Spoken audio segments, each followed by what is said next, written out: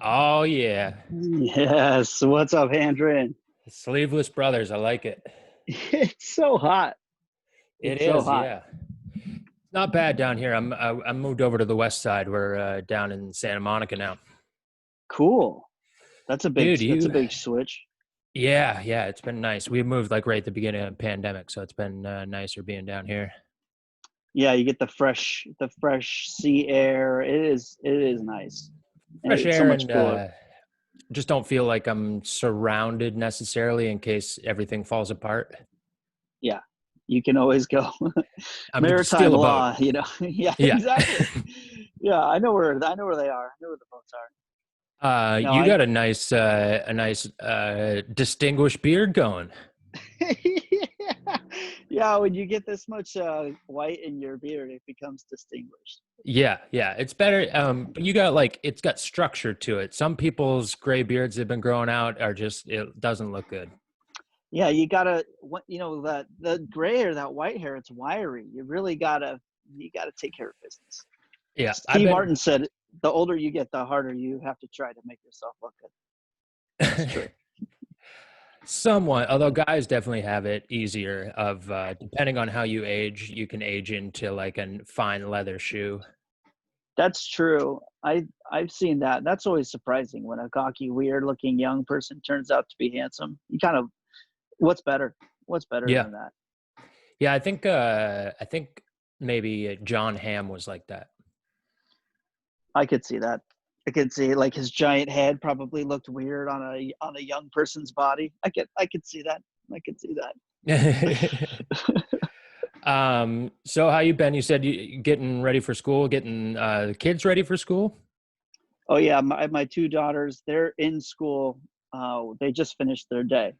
They just finished their day. They're in first and fourth grades. So they Um, got all it's all online. okay. I was wondering what we're doing here. Yeah, they do, hours over Zoom, and then they have to interface with a bunch of different education platforms, and it's fucking tedious. It's really is. It's like all of my kryptonite just in one area. I got to deal with school shit, and I have to deal with uploading files correctly, and it's a nightmare. It's a nightmare. Yeah, I mean, how would you feel about just like pulling them out homeschooling? You guys moved to cabin in Idaho. That's maybe. I mean, I don't know. I'm a West Coast lifer probably. I don't think I'll ever go that far inland. Yeah. That doesn't appeal to me. Yeah, but what you're doing is maybe right. Or we've but for now, I don't know. I'm not ready to leave yet. Is that Yeah. dumb? No, I don't think so. I'm not either. A lot of people are leaving, and I say, God, good on you. See you later. But I'm excited. That right now fucking sucks, but I'm excited for once this kind of ends. What it's pretty much like going to be building a whole new scene out here and stuff. Yeah, I really think so, and I very much want to be a part of that. I Yeah. think I've always sort of done mostly independent venue things to begin with, so I don't feel like there's going to be any shortage of that. I feel like No, there'll be not a at lot all. of DIY spaces. DIY and yeah, I mean definitely you see it now with people just turning places into I'm looking to do Jay Light and Jay. Hmm. Yeah, he and I are trying to put together this parking lot of a banquet center up in Burbank, and so stick around for that. We're gonna have shows, announcements going up, but we don't have it yet. But wait, it was the venue Yeah, too. Was so like they usually do weddings, and they're like, we've had nothing. Like, what do you guys want to do? We'll help do it. that's awesome. I love that. Because there are a ton of banquet halls and shit like that in Los Angeles, and it's funny that they are really just used for wedding. They're so expensive. That's the problem. Is they want to Yeah. charge producers too much money to host the event there. But I understand there's just the elements of overhead or whatnot. But um, Yeah, but I also think that's was in the glory times of people getting married. You can just tell them however much everything just seems like it's supposed to be more expensive in that way. where now it's like, okay, what does shit actually cost? Like, I know, I know. It's so funny. I got married before, like before I was on Facebook, before Etsy.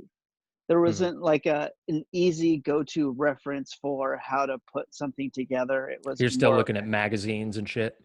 exactly. And it's like now all that shit, all of it, fuck it. It's valueless. There's you can do it, you know, whatever aesthetic you want to create. You know, it's easier to connect with photographers now that are good. And I got to tell you, it's worth it. I have terrible wedding photographs, and it's like, it's funny. I was like, man, we shouldn't have stayed married for so long. We got these terrible pictures. Where did you get There's married? a couple good ones up in Bellingham, up in Washington. Oh, okay. So like now this show is to live and bike in LA. So I want to go back to where'd you grow up?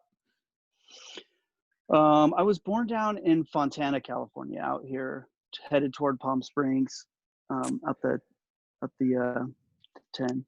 Is that like Inland Um, Empire or up in the oh hill yeah. in the mountains a little more? Oh no, it's firmly Inland Empire. The NASCAR track that is there now stands on the place where the steel mill that my grandfather and father once worked at. We lived in one of the outlying areas there, and but then we moved to Bellingham, Washington, which is such a cool town. It's like the northwesternest part of Washington State before you hit the border to Canada. Yeah, I don't think And I've quite been up that far. I've been as far as Everett, Washington. yeah, Everett kind of is. Everett's not the cutest part of it, you know.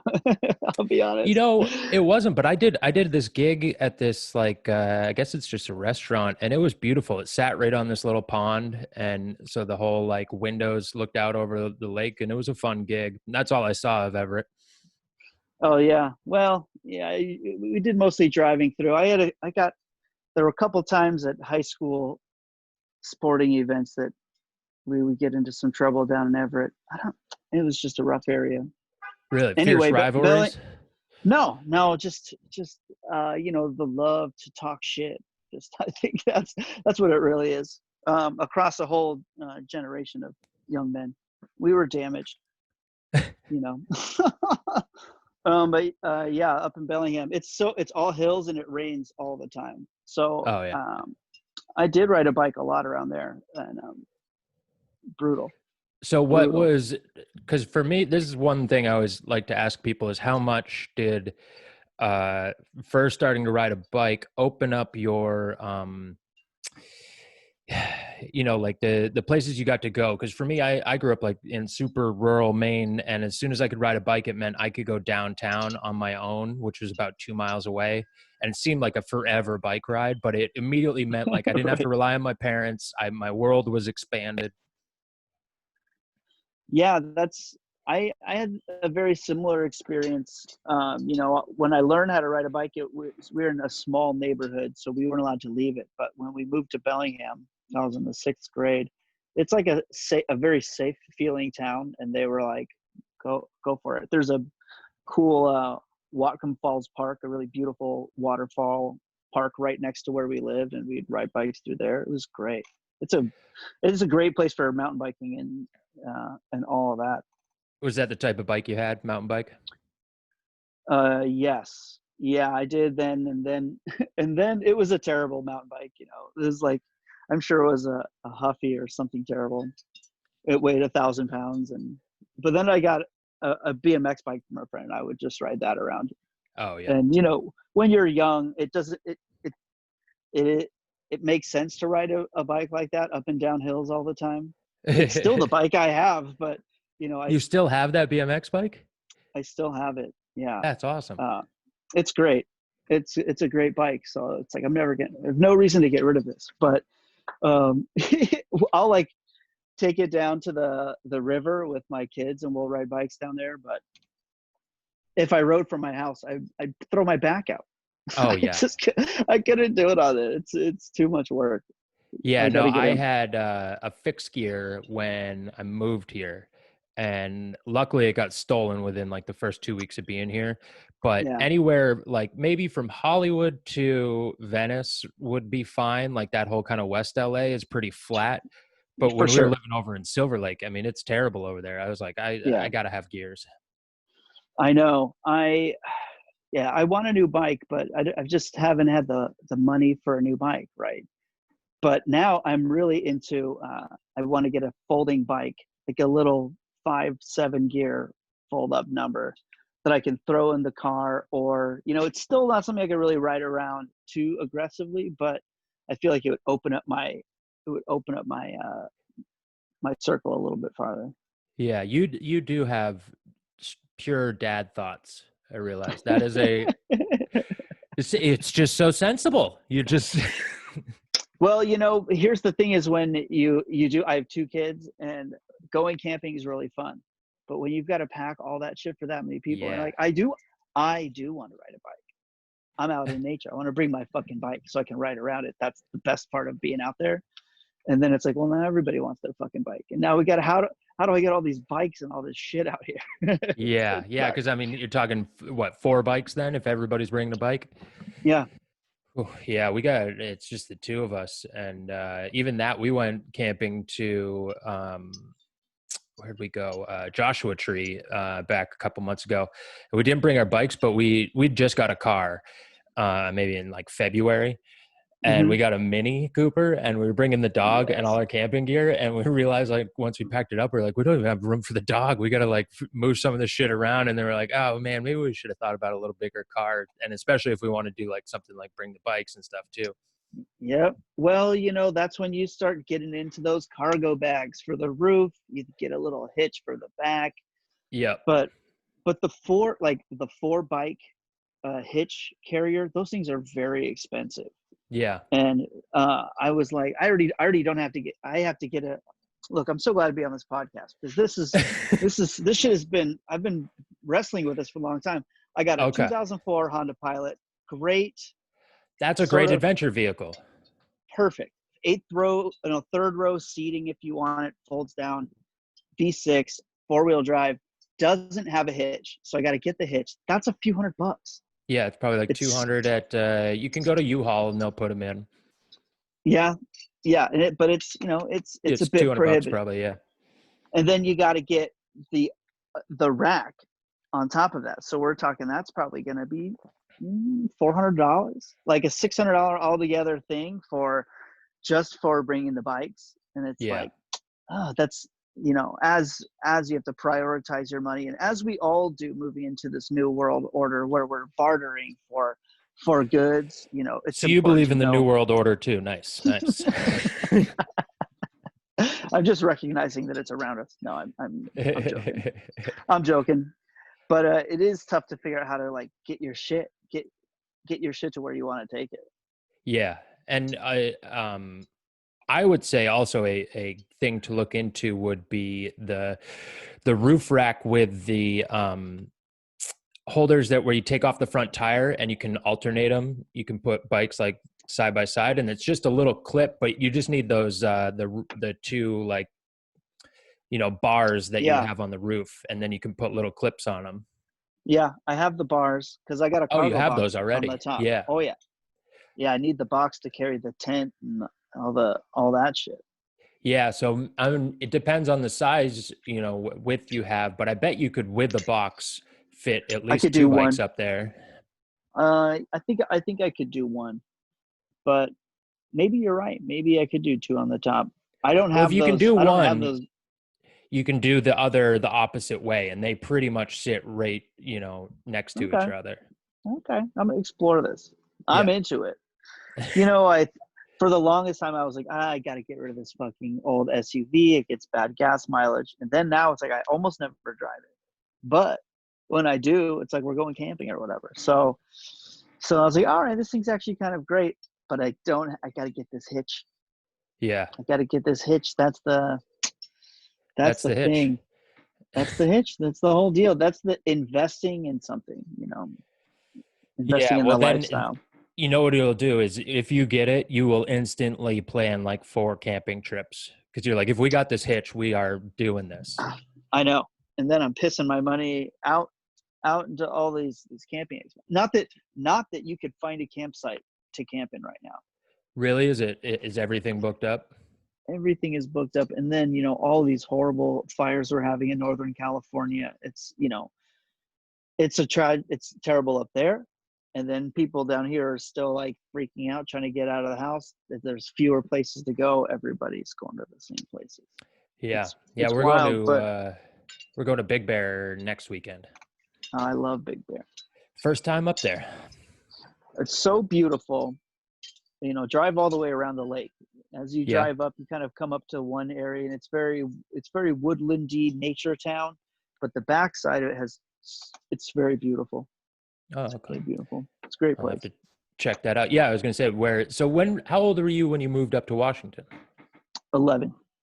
11. And so Yeah. did you hit up Big Bear before that because you were closer to it? We would go. My parents were big campers. We would go to Big Bear. We would go to Mount Baldy quite a bit. We would go out in the Mm-hmm. desert, and we were all over this place. Really great place to grow up, Southern California. There's so much to see. Yeah, I've thought about that. If I stay here and have a family here, how like I will get to give my kid the childhood I wanted in like because I grew up skiing, skateboarding and shit, but I was doing it in Maine where you had to go find paved roads. Well, like I grew up on a dirt Right. road. I had to go find tar just to skate on and like always thinking how cool this area was and like this is where cool kids live and this is where all the like all the skateboard magazines and stuff, every shot Yeah. was like Long Beach or Venice and stuff. And so now living here is like, well, if I end up raising a kid here, like I'm totally going to give them that, like we're doing surfing, skating, all of it all the time. Yeah. It's funny to go down to. We were down in Laguna Beach, which is Hmm. it's in Orange County. It's just a very beautiful. These beaches down there, the water is so clean and it's just lovely. But you see these families, you see like clearly generational families all at the beach, and like these kids are, they're doing the skimboards and like doing tricks off the little 1 foot waves, and it's like, wow, man, these kids are fucking living it. Yeah. They're Well, living it. a lot of pro skaters and surfers live between like Oceanside and Laguna, and there's now like a second and third generation of like Tony Hawk's kids are pro Yeah. skaters now. Yeah. um That's amazing. I love that. Like fucking dynasty shit. yeah, it's really cool because it's like the first, he was one of the first. It's the sport is Yeah. getting old enough where it can be like that now. Yeah, it has a history. Yeah, just For barely, for us just growing up, barely. it was like you just experienced it. You know, my parent. We even had my dad's old skateboard with like metal wheels on it. Oh You yeah. know, people are everyone skateboarding. So it was great. There's so much to skateboard on, but not really. Echo Park is very rough to skate around in. It's It's a quite bumpy. little, yeah, a little bumpy, but they do have a new skate park there. Yeah, is it open? I don't know. I know it was open for a few days, but I don't know if they closed it down again. But that is something that I think is bullshit about what is open and what is allowed right now is skate parks. Like you're Yeah, outside, it's an individual sport. Yeah, people bump into each other and stuff, but there's no reason those should be closed down. yeah. It's tough. It's one of those tough things because it creates, I guess, a gathering place. It opens up for gathering. Where I guess this less. I would agree with you. I tend to agree with you about skate parks, but like playgrounds and shit. Like if you have kids in LA, you know how thick these playground scenes. Oh yeah. It's crazy. It's Have you run crazy. into some playground politics? They're all closed. We're not trying to go to them. No, no, I meant like pre. Oh yeah. Hey, you know what? Playground politics. There was there's a playground that was remodeled in Silver Lake, and I liked how it was before, and the new style was a little bit too like tech oriented, which I don't really like that for kids. But none of the signage was in anything but English. Oh, on the whole playground. It was all in English except for one old sign that said to keep your eye on your children in Spanish. And I was like, that is fucked up. That is this is a fucked up scenario. That was playground politics for you. yeah, no, My that's some good politics because one, I would bet so many of those people who would agree, like if you made a post about it, they would be like, "Oh, that is fucked up," wouldn't notice it themselves. right. That's probably true. They wouldn't notice Um, until it was pointed out to them. They would be so oblivious to like, "Oh yeah, Spanish people live here too." yeah, they do. But the one note you want to give them is to keep an eye on the kids. Whose kids are you talking about? Your kids. Like this is a to the nannies thing. I hate this shit. I was like, this is awful. Yeah. And they ruined it. It was a much more fun playground before. Um, there was a playground builder that made a few around where we grew up. I don't know if he was like, for some reason, I had this memory that he was like some big, well-known guy, but he used to build giant wooden mazes. And they were like, looked Cool. like different sized castles and stuff, but they would all be connected through bridges. And they were, it's called like a maze craze or something. And I remember two of them in within an hour of where we grew up, and especially as little kids being like going to the skate park, getting our parents to take us to the skate park when we were even younger. We're like, you're taking Yeah. us to that playground, and we were gonna Yes. fucking play on that playground for a while. Yeah. I love things. There's still a few like that. There's one up in Santa Barbara that's really cool. That like the community built. That's really really sick. There's one out in Solving that I think might be that same person you're talking about, and they're Yeah. awesome. They're good. You see, man, some of the playgrounds around here are like just sad. It's like Oh yeah. you're discouraging people. You can't even fucking touch this thing. It's in the sun. It's like, what are you doing? Just giving these kids like these hot plates to play with? I don't think so. Yeah, I also don't know. We had wood chips growing up. We never had sand. And I am much more for the wood chips or the soft rubber. Sand, I feel like there is just stuff in it. It's way too much. Yeah, Easily yeah, stuff can be buried and gross stuff can be found in it. yeah. There was one in Elysian Park over by Dodger Stadium where we live that they had a patch of sand, but they would clean it every. You would see it raked through pretty good. Yeah, But you got it. there's almost no sand playgrounds anymore. Those days Oh, are really? gone. Those days are gone. You gotta go to the beach. You gotta go to the dunes. So what is it now? Like the rubber mats? The rubber mats, sometimes wood chips. I'm for wood chips or like yeah, yeah. That's I think kind of the best. Usually there's like rubber under that. These like Yeah. recycled tire things that they make. I I think that's remember we used fantastic. to have just uh it was they built a new playground at our elementary school, but then there was like monkey bars, um what is that, tetherball and basketball court were the old playground from, I don't know, like the 50s or something, and that was still there on another part of like the outside area of our school, and the Yeah, monkey bars were just over tar. It was just monkey bars over tar. yeah. That sounds about right. We had a couple of And those. they got rid of them because we would play a game. I forget what we called it, but it was like chicken or whatever. But like you'd go, two kids would go across on either side, and you get to the middle, and you try and wrap your legs around the other person and tear them off. Yes. Yep. And a girl broke another girl's arm because she like pulled her off and she flipped real quick and like put her hand out, and it just one of those like real snaps. Oh And they were man. like, "All right, no more monkey bars over tar anymore." Yeah, I guess no more of that. Now, one thing I love the development of is rock wall climbing portions of playgrounds. Tons of playgrounds have sort of, a story, one story up of climbing, or maybe a story and a half. That's good climbing. That's fun. Yeah, And I and think we didn't have zip lines. no. These kids got No. fucking zip lines everywhere.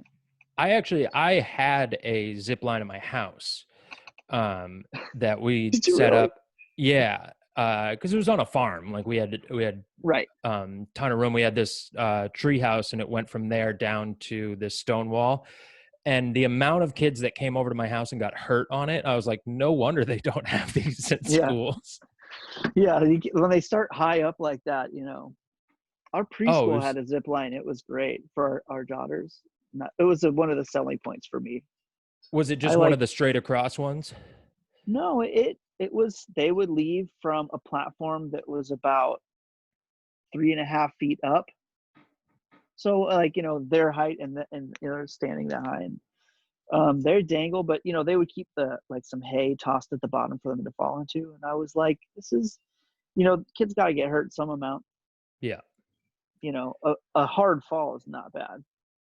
Um, oh, your video. There you go. You're good. Sorry about that. I was getting a call. It's fine. I post the video later, but it's not. They always get just a few views on there. I mostly just it's for the audio. Yeah, for sure. Um, but what was I going to say? The zip line. Oh yeah, you were looking at the school, and your wife is like, oh well, they have a great alternative language programs, and you're like, check out this zip line over here.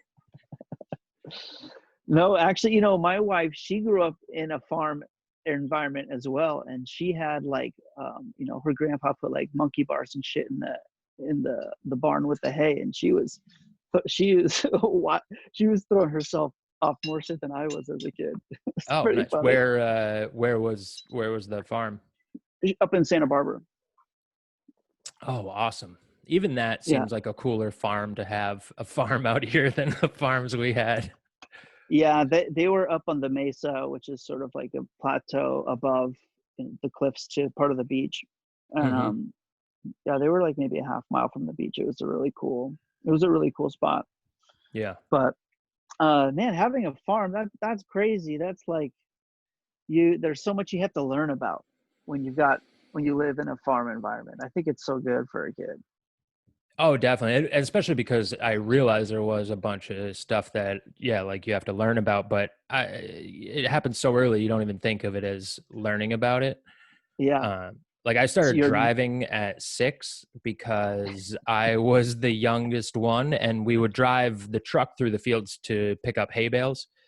and uh-huh. uh and it was just whoever couldn't pick up a hay bale, you sat in the cab. And so for a little while when I was like 4, I sat in there with my brother who's 8, and he drove, and then he got big enough to pick up a hay bale, and so it's just me driving. It was That's crazy. Is the farm still in your family? Is the property still around? Yeah, they still live there, my parents, but Oh, that's cool. they have gotten rid of a lot of the animals. They just have I think a horse and a couple goats now. Where when we were there growing up, most of my life it was sheep and goats. And my mom was a spinner, and so we sold a lot of the wool and stuff. And then we always had like a full chicken coop, and we'd sell eggs, and we'd That's great. sell meat and live off like lamb and turkey meat and stuff. And then when I got into about high school, they didn't need to like the farm to necessarily pay for itself anymore. And so they got my mom got a few horses, and they got rid of most of the sheep. And it just Yeah. became like she just had the horses to ride. And then she got into the horseback search and ride, or horseback search and rescue. Oh, um awesome. but now as they're older and they're wanting, not as able to take care of them as Yeah. much, they've just streamed it down. But they still have Yeah, all the land and everything, and it's all still there. that's cool. That's great. Yeah, I don't think as I would want to as you get older, you can't take care of all that shit. It's a lot of No, especially schlepping. with winters. I mean, winters there are brutal. Like they're still having to go out with a tractor to plow snow and shit like that. And eventually, Oh there's man. one thing I realized was a big reason they had kids, I think, was for the labor. Oh Because yeah. everything we did, like shoveling, cleaning out stalls and stuff like that, as soon as we were all gone, they got machines to do those things. Yeah, I'm like, we're So, not doing it. Are you fucking yeah. kidding? We're And the well whole out of time we were practice. just like, why can't we have a tractor? Like, if we had a tractor, this would be so much easier. And they're like, you guys can shovel it. That's so funny. That's just like my dad. He would have done that too. There Oh, were my, five of yeah. us. He put us to work. Put us Oh, to 5. work. Yeah. Boys, Yeah. girls, what's the mix up? There's 3 boys and 2 girls. I'm the youngest of the boys, and I got a little sister. Oh, We were a nice. pack, very close in age. We're all real close together. Oh, cool. Yeah, it's great. That must have been nice. So it was always kind of fair team ups. Ooh, I wouldn't say that as the youngest of the brothers. No, no, definitely not. But there was, just the matchups kept alternating. So I don't think there were a lot of like really deep rivalries. Yeah. You know what I mean? It got spread around. Everyone annoyed everybody. Some of the time, everybody was in cahoots. Some of the time, some Yeah. more and less so than others. But it's like a whole crew. It's now that I look at it as an adult, it's like there's so fucking many of us. It's great. It's really funny. Well, and thinking about doing camping with just, two daughters and your wife, think about your parents doing it with five fucking kids. Yeah, we would roll with a huge group of people, huge group of friends of theirs. It would be several families, but we were the largest family for sure. Oh, we had the big like 79 Dodge Ram van, just the Oh, the yeah. the yellow and orange and brown paint job with shag carpet inside. This van was, I mean, a beauty. But it's funny how back then a car would be 3 years old, and that's old. Like it would already have all these fucking problems. Like if it rained and we got water under the motor, it would just die. Yep. And the streets out here, people that don't live in or haven't spent any of the rainy season in Southern California, the streets flood so bad. The I know. intersections are just rivers. It's so incredibly dangerous. And we had, oh man, we fucking, that thing died everywhere. That thing died everywhere. Oh man, it was wild. And it was just to sit and wait for it to dry out. It was, I think sometimes you could get it going, you could get it back going, but that's always really stressful. Um, our other car at the time, my parents had a Volkswagen Bug that my dad was sort of like slowly turning into a like a dune buggy style thing. So the motor was exposed, keeps it Yeah. cooler. But when it rains, it's not, sometimes that would stop working. And my siblings would be driving that, and my mom would be pushing it. I remember that happening several times. My mom was a beast.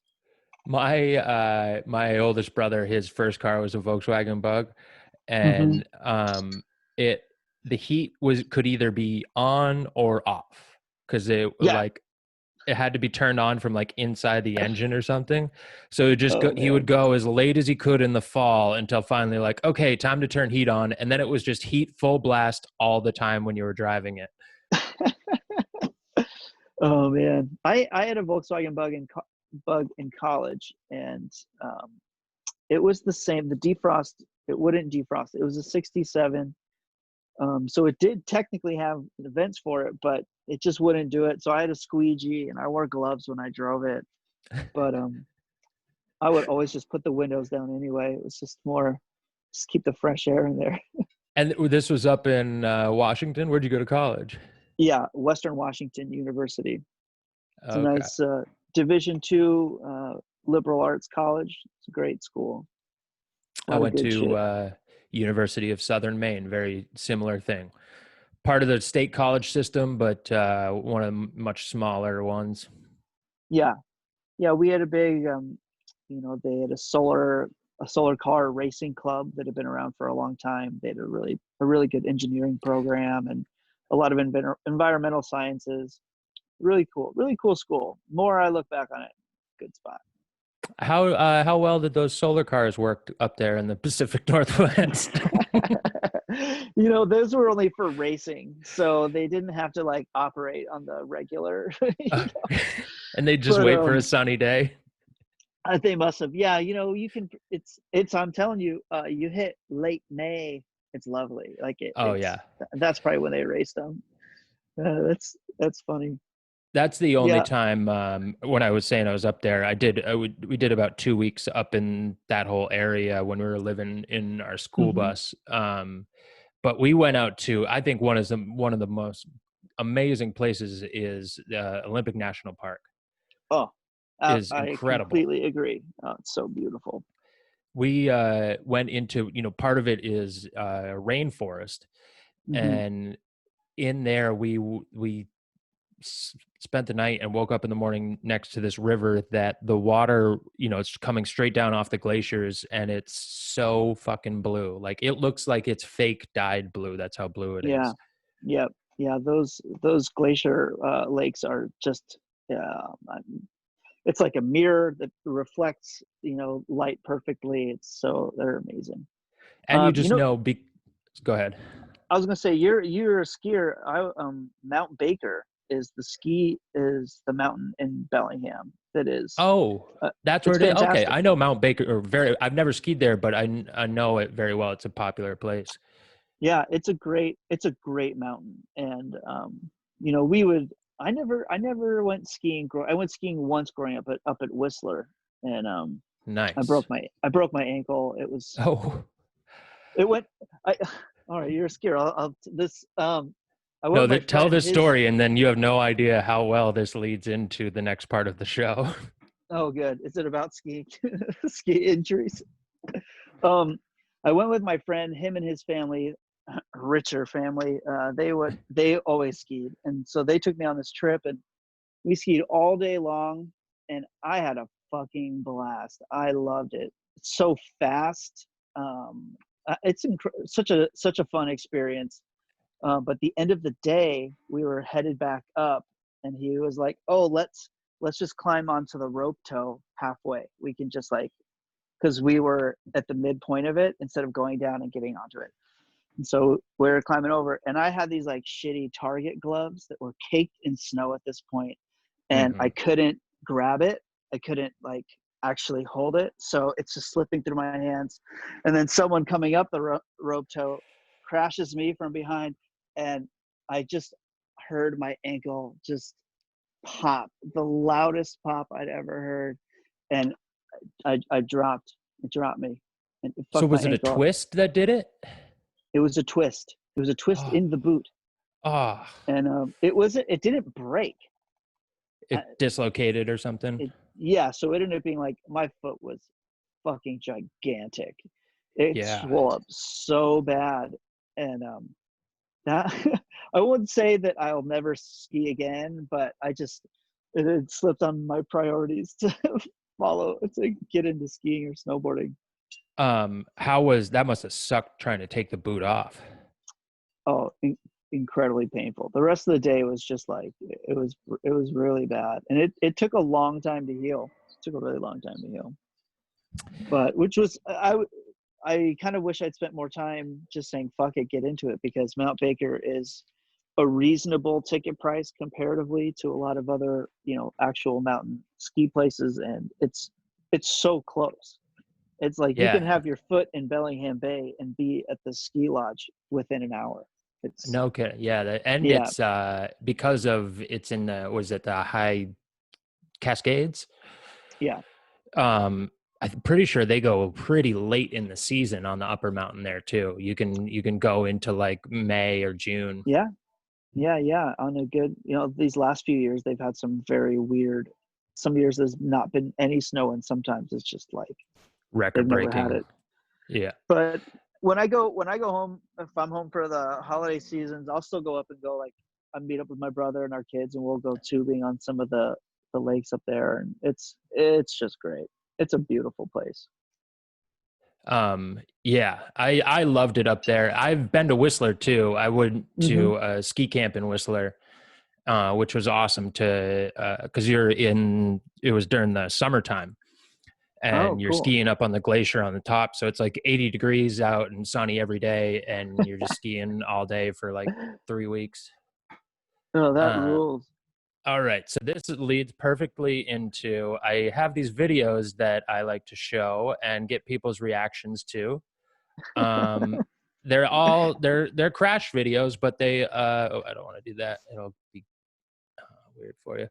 But they all have a funny element to them, and Okay. your story leads to this first one perfectly. Helicopter was just ready to come out and start filming. I just wanted to get one more in so I could, just be ready.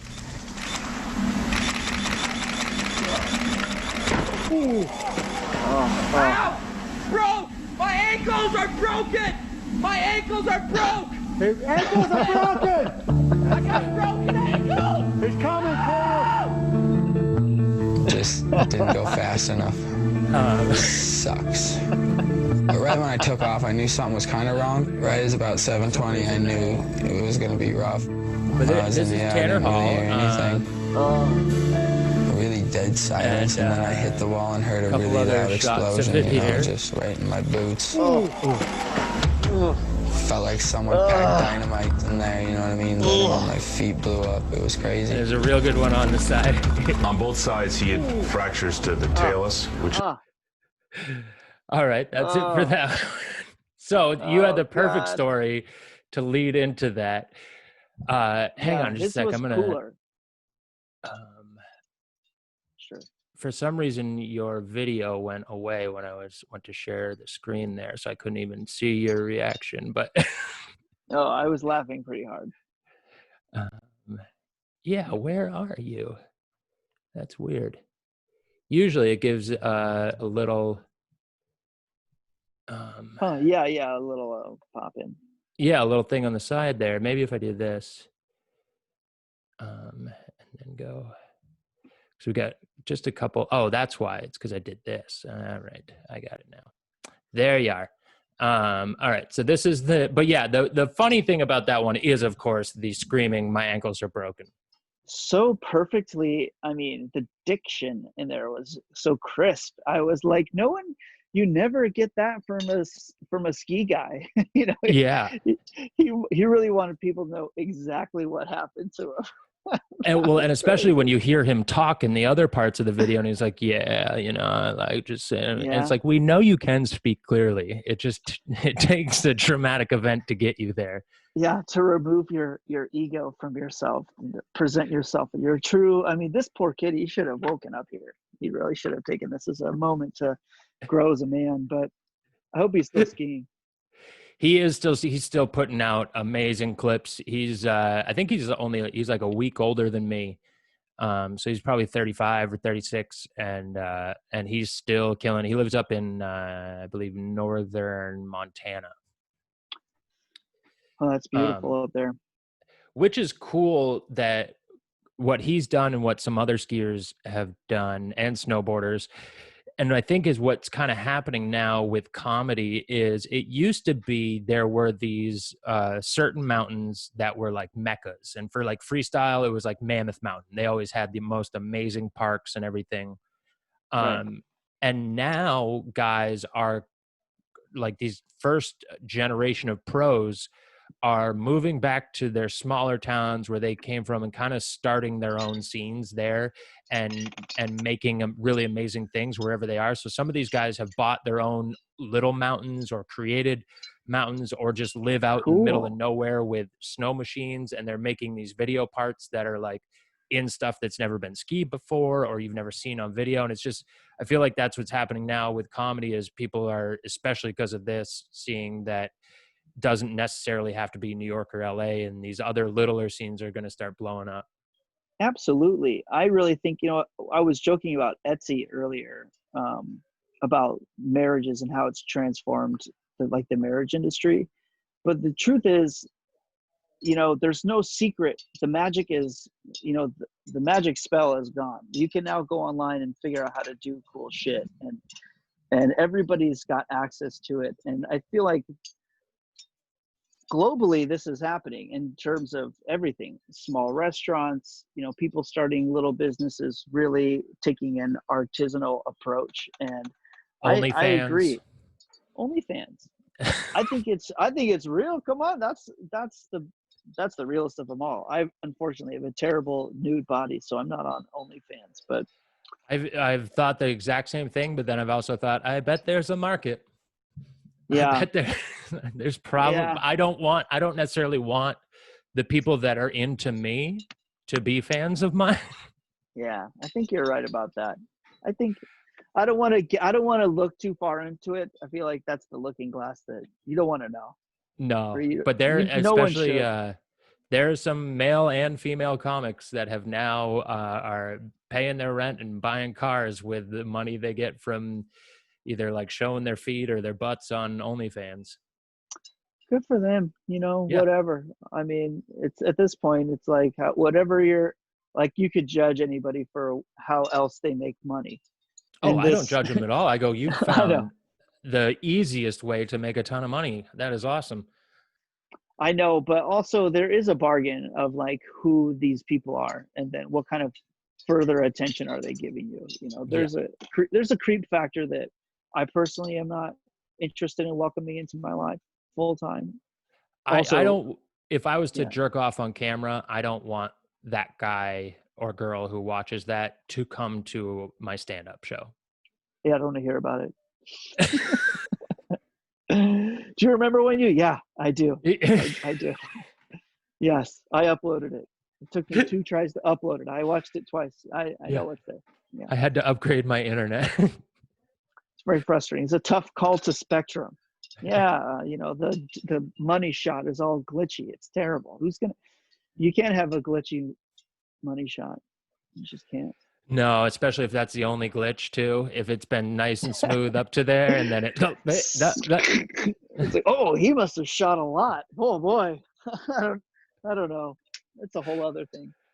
I don't want all right, so here's the next video. This is Jake Brown. This was in the X Games a few years ago. You may have seen this. There's no, no, we'll turn on the audio. There's 720. Oh, he's gone!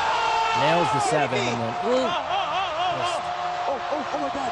Oh my God! Oh God. Oh man, that was. Now I know you're thinking, what could be slam funny I've about ever this? seen. What? But in the replay, they take a little. I like this. They pause just to make sure he's Yes. not dead Wow, I can't believe before Yeah. they show the replay, and then He lands, he's just Right going here. so here in the fast. He's replay trying you to can see adjust he his kind of gets body. thrown off, Trying to get his going. back, He and gets a little there it wobble, and goes. it just throws him off. Yeah. Yep. He's Then as he 15 comes feet up, down, and he just fell. boom, Look, that shoes. is a- Oh man, that was. His shoes. Oh, shoes go 25 flying miles. off. Oh God. That's the worst spot. When your he could've shoes- felt those wobbles Look at this, too. Right. Yeah.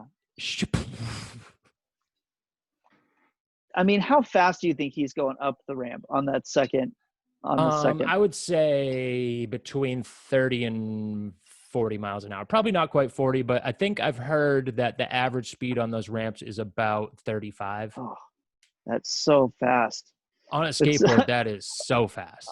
I mean, those trucks are so, you know, there's it just only takes a little bit of spice to move them. So that's scary. I would never get into skateboarding in that capacity. No. No, way. not at all. Like I still skateboard now, but it's all just like barely even ollieing. Like I like to ride pools and stuff, and just stuff that I know is not going to result in getting hurt. Yeah, I love to ride around, to just skate around. Great. Yeah, a little ollie here and there. But I'll strap a harness to my dog. We'll take a little skate ride sometimes. That's fun. But tricks and stuff, it's just no. I don't. It's just, like the glory of learning a new trick is incredibly overweighed by if I got hurt trying to learn a new trick now. Like when I was younger, that measure was this way, and now it's fucking this way by a lot. Yeah, well, you were saying you're 35. That's when like your recovery time really goes, really sends you a fucking wake up call. Yeah. It's like, look, you knew you were slowing down, but now it is. You know. I also have, from all the skiing and stuff I did, I destroyed my body that I'm starting to feel now for the first time, like feel things that I can think back to. Like I remember where that pain came from, and I didn't feel it.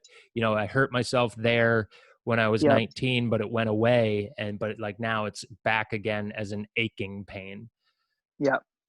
Yeah. I have all kinds of back problems and tendonitis from, I used to work at a tire shop, and I did that for 7 years. And it was like, you know, they didn't care about teaching people we didn't get back braces until 4 years in, you know, they didn't. So you're just like picking up full tires and shit. Not only picking them up, but throwing them.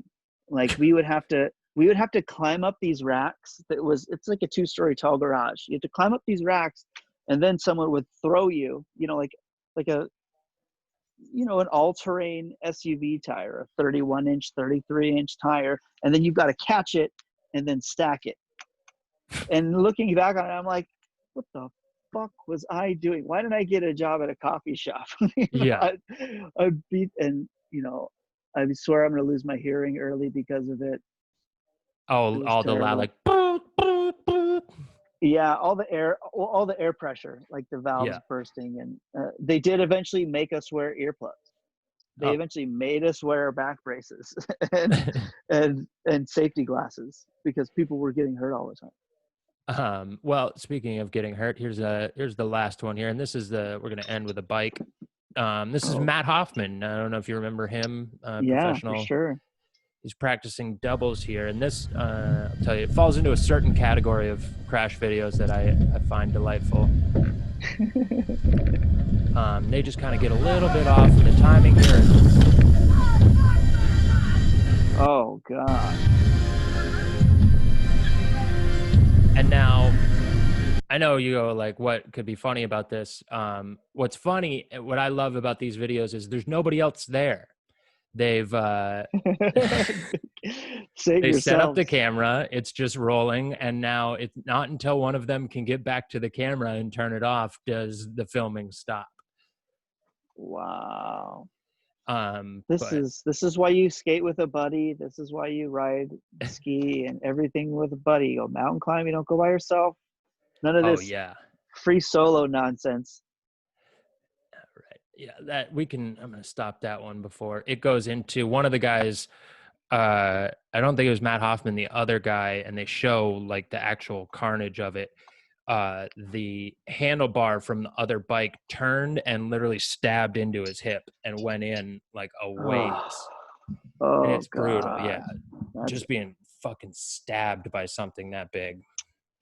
I did a similar when I was a kid, my first BMX bike. Well, we kind of made these little hills for ourselves in our backyard. We had a kind of a pretty big sized backyard. And the older neighborhood kids were always fucking with my bike, and somehow my seat broke off and could not be reattached. So I was like, fuck it. I'm just gonna ride this standing up all the time. I'm a great bike rider. Who gives a shit? Just trying to be a tough kid, and just going over these little hills with like not having anything to reset yourself on. I lost it real bad and took it. And I remember I took it very close to my penis, took the handlebar very close. The deepest bruise I think I had ever received at that point in my life. A lot of skin missing. And I was Ooh. like, all right, I'm not going to ride that bike anymore. I got to get a bike to the seat again. So is it like you because like you went down too far, you wobbled and then it went sideways and Yes. into you? Yep. Oh yeah, Yeah. there's a few nightmare scenarios that can happen with bike crashes that like just going over the front is one. Oh, there's so many bad angles of a bicycle to run into. There's so many parts of it that hurt to get hit by. And Yeah. I mean, I love riding bikes. I don't know. My kids have not hurt themselves. Not really. I was like, am I watching you too close? I guess they don't have little hills. I gotta take them to a bumpier street so they can get more jumping on. But how was it teaching kids to bike? What was that experience like? Oh, totally. You know what we did? We got those balance bikes. Have you seen? Started with those? Yeah, balance bikes are so cool. It's so cool. I'm so jealous I didn't get to have them as a kid. They are, you just sort of, it's a regular bike, but there's no pedals and you walk with it. And then as you get more comfortable, they walk and lift their legs up and kind of cruise around. It is such a more effective way to teach bike riding over training wheels. Absolutely. You're never like leaning on something for balance. You understand how to like align yourself. And my kids learn how to ride bikes very easily, really quickly. And they're great little bike riders. They love it. I'm a wheel sport fan. I think they're just the most fun. Well, yeah, you always, so for the listener, I know this is a ways in, but Paul and I know each other and really met because of Howard and Squat Mount. But you were constantly bringing, what's your scooter game been up to? You would bring the scooter to Squat Mount a lot.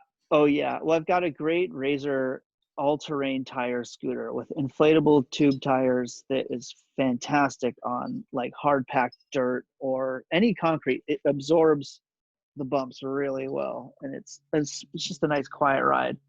I wanted a scooter because my kids were into scootering, so I was like, Mhm. well, I would never buy one for myself, but I was like, this one's actually pretty sick, and it doesn't have a motor. I didn't want like a motorized thing because it's fun to. I like pedaling. I like pushing something. Yeah. And it is fun. It's a really fun scooter. I'll admit they're I'm fun. surprised. I have a firm hatred of them as a skateboarder. But I I will admit they understand. are fun. Yeah, that's the thing is when you can just loosen up and just take the ride.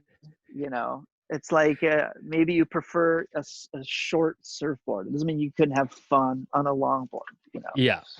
I feel like we as action sports people have been sometimes too hard on ourselves to stick Oh, to our I we're hate too native, too longboarders as far tribal. as skateboarding. I go, if you're not riding a short skateboard, you're not a true skateboarder.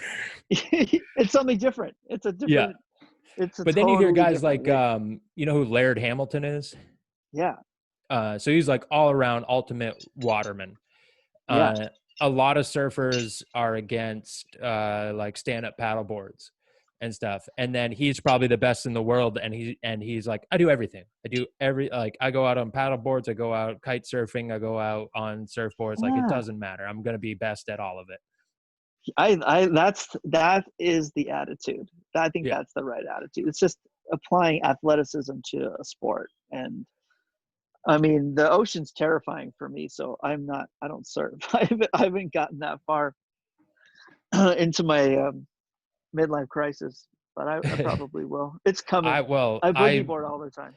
Oh, nice. Yeah, I started surfing when we moved down here. I'd never surfed before, but that was part of that, like growing up in Maine and looking at Southern California and being like, I really want to surf, but there was I wasn't even anywhere near the ocean where I grew up. So as soon as we moved here, I was like, I'm finally going to do this. And I've been down there all the time, but knowing how to swim and knowing how to navigate through waves with a board is like, it's good to know how to swim, but it's like, I was a lifeguard and shit on lakes, and it Yeah. really does not, it's not, I mean, it's the same as far as how to stay afloat, but like dealing with waves and tides and shit is Yeah. so difficult. And especially when you're paddling with this board underneath you that just wants to stay up, and you're like trying to dive under waves and different things. And that's been the hardest part of it. Standing up and stuff has not been hard for me. It's navigating the ocean. It's so powerful. It's really dangerous. So it's important to, I mean, you have lifeguard training, so that's pretty good. But I have myself thought about, trying to get lifeguard training from, I'm sure you can do it through like the beach.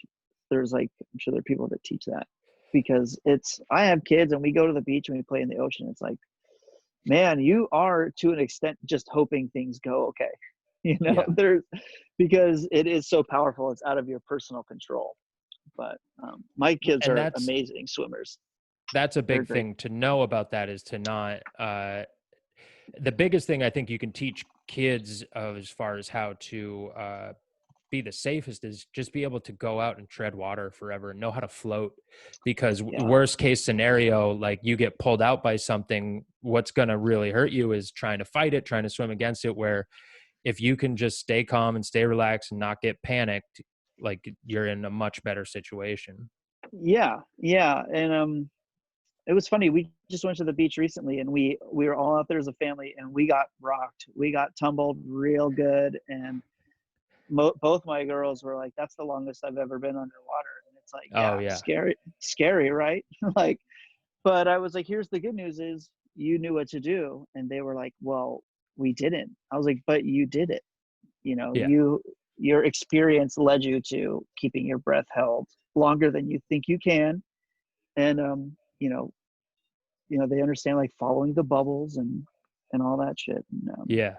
But Knowing how to find bottom from top is a really good thing to know at the ocean and West Hollywood. You're terrible. That's terrible.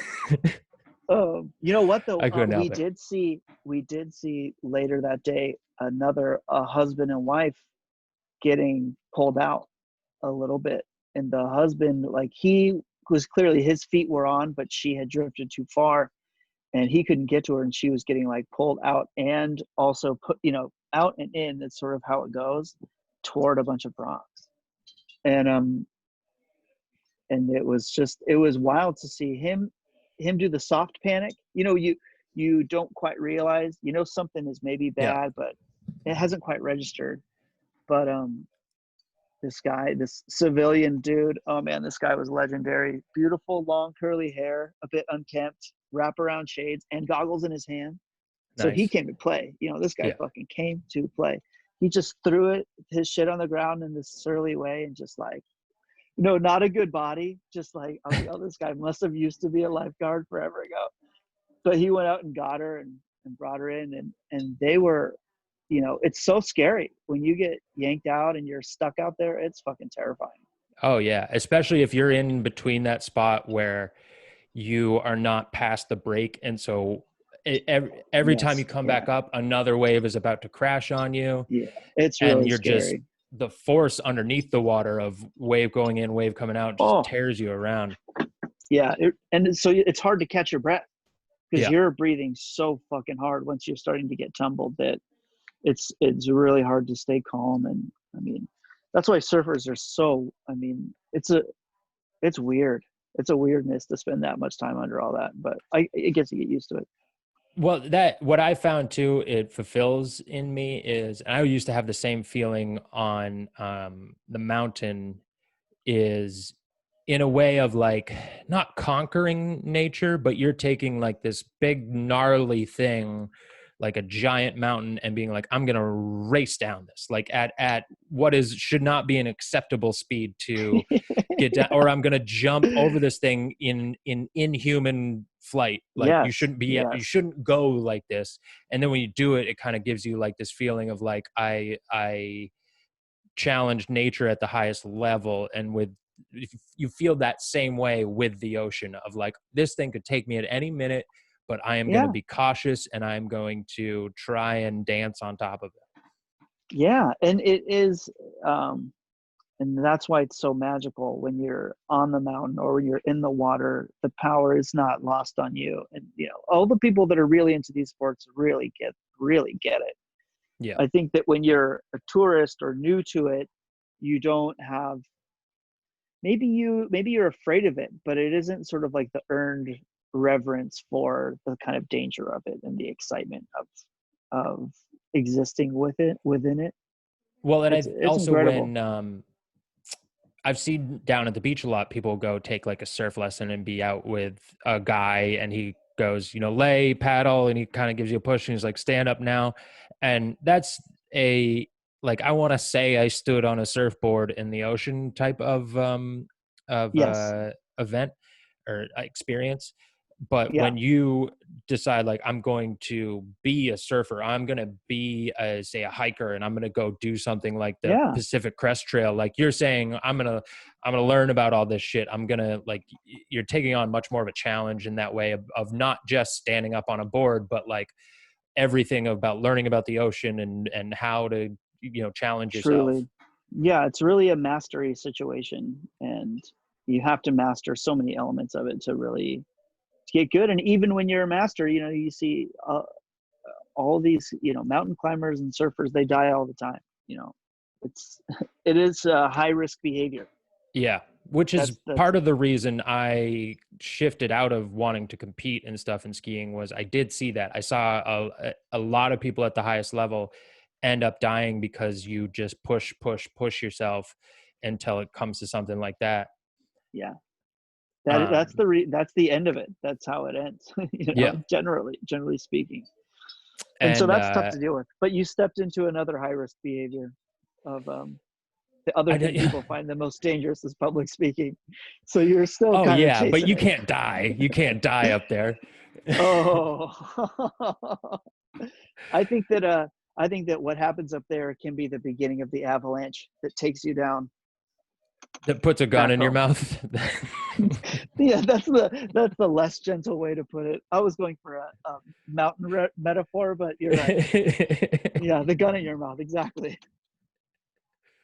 Yeah, that's something people always say. They're like, "Isn't it dangerous?" I was like, coming from skiing, I'm like, I'm not gonna like. I destroyed my Yeah, leg. That's not gonna happen on stage. yeah. Unless you're like Jerry Lewis, he cracked his what's the bone like under your taint? Oh yeah, I don't know. Yeah, He pelvis broke his maybe. Yeah, he broke it doing like a jump splits, landing on a microphone connecting cable on that little metal, it looks like Oh yeah, and the just fucking cords. shattered it. Because he was a very physical comedian, that was his whole thing, and this just he took it too far. Yeah, It changed yeah. everything. I never thought So of the be route of careful, going. Handren. That's what I'm saying. Be I careful. never thought of going physical comedian. It's early, we'll see what really plays on these Zoom programs. Maybe they'll have to add more gesturing. I don't know. All right. Well, hey, we did about an hour there. Is there anything you want Cool. to promote to get out there? Oh, I'm sorry. Oh, what is this? Popo? So that's a no, that's not Popo. That's some type of rescue helicopter, but it looks private. You know what I Oh, mean? The colors didn't look like a government helicopter. It looked like private industry. Um, Things to check out. Yes. I'm selling some T-shirts. I'm gonna oh, sell some T-shirts. I think they're nice. up on the website. You can follow me on Instagram at Paul Danke or on Twitter at Paul Danke, and then you would see me selling those T-shirts. I think they're pretty great. And yeah, I've been doing another like a live show. It's like a backstage hangout with a bunch of my friends in the green Zoom. It's been really fun. So check that out. Oh, neat. And is that the Yeah. idea of like it's like instead of one person going at a time, it's like how a green room would be? Yeah, it's like we hang out, and it's sort of we're actually turning it into we're gonna end up releasing it as a podcast Oh, where nice. it's sort of turned into. We've done a bunch of different stuff. We've done some script readings, some like movie scripts. We've played some game show things, and now I'm sort of running it, asking people questions. Not like I'll give you last week one of the questions. I'll ask you this one, Andrew. Uh, If it was Steve Bannon was arrested on a boat yep. last week, I'm sure you saw the news. If you were arrested on a boat, what kind of a boat would it be, and why were you arrested? Okay, I know this. It would be a kayak. Yeah, there's an answer. Everyone has an answer. I love it. A kayak. It would be a kayak, and Wait. it would be on the Saco River in New Hampshire, and it would be for drinking on the river because they recently outlawed drinking on the river. You have to be on a beach, but everybody does it, and you just take that gamble that a canoe is going to pull you over one day. And that's probably definitely, it would be like a mile or two down the river where I start getting less cautious about when and where I take sips. Yeah. And I'm just shotgunning a beer, and then two, guides pull up, and yeah, they take me into the main guide service or something like that. That sounds very plausible. That sounds Yeah. exactly like how they're going to get you. But a good way to go. Is this in a Oh, boat? yeah. Do you sit on the top of these kayaks, or what style of kayaking is going on? It would be a one that you sit down in, but because I'm cash on the river, we're not out at sea or anything. I don't got the dry skirt on. Right. And No that's big where deal. it's just filled with beers inside of there too. So when they like ask me, please step out of the kayak, empty cans are falling out of the inside. Yeah. And then they You get got me to for get one of those littering. bags. You get one of those mesh bags that you can tie off the side of the boat, and then it's And have it dragging in hanging ice cold underneath. water. Yeah, that is a pro move right there, is having the booze River hanging rat. underneath. Yeah. Dude, that's what they used to call us, because Sunday River was the ski area I grew up at, and it was like all the kids that were park rats. They were river rats. Easy trap to fall in, the tender trap of the river rat. All right, Paul, thanks for doing the show. Dude, thanks for having me. I would think that one of the first things that we'll be able to get back going again is squat mount. I hope so. You know, Howard was on those fist bumps long before everybody else. It was a very socially distanced activity, and I hope so too. I really do. I'd love to. I desperately miss going to shows and hanging out and doing stand up. But this was really fun. Good to see you. It was great talking to you, buddy. Thanks for doing it. Yeah, man. Talk to you later. Peace.